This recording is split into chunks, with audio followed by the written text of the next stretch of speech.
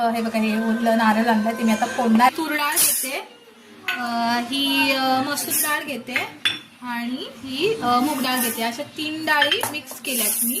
आणि मी ह्या आता कुकर मी ना, हे बघा इथे ओलं खोबरं घेतलंय, इथे लसूण घेतलीये, जिरे घेतले आणि इथे मिरच्या घेतल्यात 4-5, कारण मुलांसाठी बनवते म्हणून थोडं कमी तिखट. आणि हे घेतले कोथिंबीर. आता हे आपण सगळं ना मिक्सरमधून काढून घेऊया. मी मिक्सरमध्ये टाकते सगळं वाटण्यात सगळं.